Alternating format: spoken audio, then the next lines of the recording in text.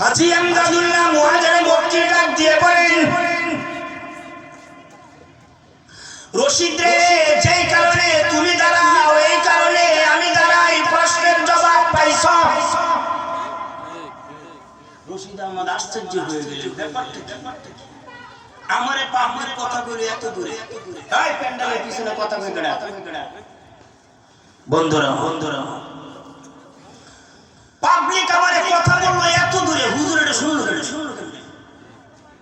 হুজুর আমি যে আপনার কাছে এই প্রস্তাব নিয়েছিলাম বুঝলেন কেন?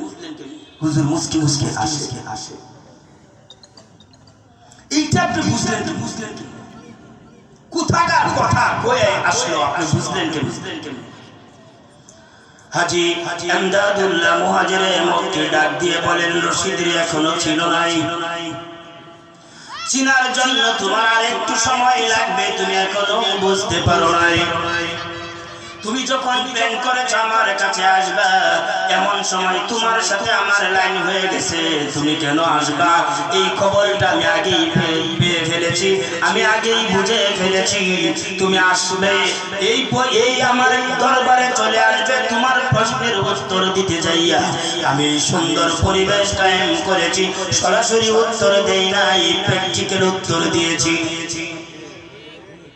তুমি যেন বুঝতে পাও নবীর জন্য যে কাঁদে, নবী তার জন্য কাঁদে, নবীর প্রেমে যে পাগল হয়, নবী তার জন্য পাগল হয়।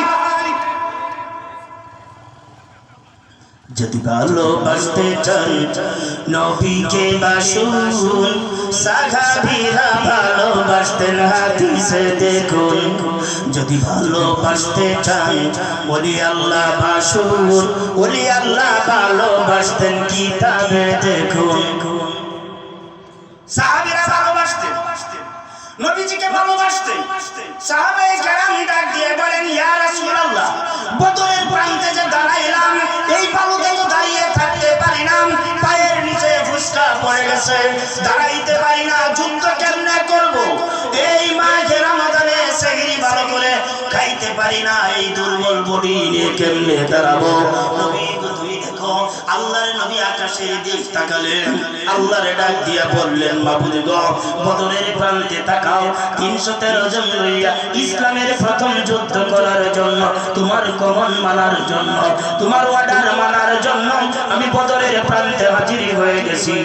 আল্লাহ তুমি তাকাইয়া দেখো, মাবুদ গো, তুমি এই জায়গায় বদরের প্রান্তে নজর দিয়া দেখো, আমার সাহাবায়ে কেরাম বালু গরম হওয়ার কারণে থাকতে পারে না, যেই সাইডটার ভেতরে একটু ঠান্ডা লাগে এই সাইডটা আবু জেহেল নিয়েছেন। আবু জেহেল 1000 সৈন্য লয়ে আইছেন, প্রত্যেকের ঘোড়া আছে, প্রত্যেকের লোহার বড় আছে, হেলমেট আছে, প্রত্যেকের পর্যাপ্ত পরিমাণ খাবার আছে, প্রত্যেকের পর্যাপ্ত পরিমাণ ঢাল আছে, তরবারি আছে। আমার সাহাবীদের কিচ্ছু নাই রে আল্লাহ। মাবুদ গো, এমন সাহাবী আছে একটা ঘোড়া 3 জন সাহাবী আরোহণ করেছেন। হে বন্ধু আমার, এই বদরের প্রান্তে আমি তোমার কাছে বলতে চাই, আল্লাহর নবী যদি আল্লাহর কাছে দোয়া করে, দোয়া কবুল হবে না হবে? নবীজি বলতে দেরি হয়, এই দোয়া কবুল হতে আর বেশি দেরি হয় না। এই জন্য বন্ধুরে আল্লাহ ডাক দিয়ে বললেন, নবী তুমি কি বলতে চাও? তোমার তো আমি হাবিবুল্লাহ উপাধি দিয়েছি, বলো কি বলবা? এই বদরের প্রান্তে বৃষ্টির ব্যবস্থা করম, পানির পিপাসায় কাতর মাঘে রমাদান 17 নম্বর রোজা, 17 নম্বর রোজা বদরের যুদ্ধ। সাহাবীরা সেহরির সময় পেট ভরে খাইতে পারে না। এতেই তো সৌদি আরবে তাপমাত্রা বেশি না কম? তাপমাত্রা বেশি, নিচে দিয়ে বালুর তাপ, উপরে সূর্যের তাপ। আমার সাহাবীরা রোজা রাখছে, আসরের পরে জিহ্বাটা ঠোঁটের সাথে আঠা লেগে যায়। মাবুদ গো, সাহাবীদের চেহারার দিকে তাকাইলে আমি নবীর দুঃখ লাগে। আমি তোমারে বলতে চাই, এই বদরের প্রান্তে বৃষ্টির ব্যবস্থা করে দাও। আল্লাহ ডাক দিয়া কয়, মিকাইল, ও মিকাইল, লাব্বাইক। মিকাইল আল্লাহ ডাকেন। মিকাইল হলো বৃষ্টির মন্ত্রী। বৃষ্টি বৃষ্টির মন্ত্রী বলেন ওই মন্ত্রণালয়ের মন্ত্রী বলেন মিকাইল। বৃষ্টি দিবে ওই মন্ত্রণালয়ের মন্ত্রী বলেন মিকাইল। আল্লাহ ডাক দিয়ে বলেন মিকাইল বদরের প্রান্ত, ওখানে তুমি বৃষ্টির ব্যবস্থা করে দিবে। তুমি মিকাইল ওই মাঠটার ভেতরে চিকন দাগ দিবে, ওই দাগটার এক সাইড আবু জাহেল আরেক সাইড আমার বন্ধু। এই দাগটার ওই সাইড আবু জাহেলের কাছে যেন একটা বৃষ্টির ছিটা পর্যন্ত না যায়। মিকাইল আল্লাহর গোলামি করার জন্য মাটির ভিতরে দাগ দিল। বাবারে মাঠটার ভিতরে দাগ দিছে, এই দাগটার ভিতরে বৃষ্টির ব্যবস্থা হয়েছে। একটা ছিটা দাগের ভিতরে যায় নাই, সবগুলি বৃষ্টির মোটা নবীজির সাহাবায়ে কেরামদের স্থানে রয়ে গেছে। আল্লাহর নবীর সাহাবীরা নবীকে ডাক দিয়ে বলেন নবী গো জমিন ঠান্ডা হয়ে গেছে, পানির পিপাসা অন্তর থেকে আউট হয়ে গেছে। নবী তুমি কোনো চিন্তা করবা না, এই যুদ্ধে আমরা বিজয়ী হব, এই যুদ্ধে আমরা বিজয়ী হব। সাহস বেড়ে গেছে, স্পৃহা বেড়ে গেছে, আকাঙ্ক্ষা বেড়ে গেছে, অন্তরের ভিতরে আল্লাহর প্রতি আরো তাওয়াজ্জু বেড়ে গেছে। হে বন্ধু আমার, আপনাদেরকে আমি বলতে চাই আল্লাহ তাবারক ওয়া তাআলা বলেছেন পৃথিবীতে থাইকা আমল করো, জমিন থেকে ডাকবা, আকাশ থেকে উত্তর পাইবা। আমল করবা, মরতে দেরি হবে, প্রশ্নের উত্তর দিতে দেরি নাই।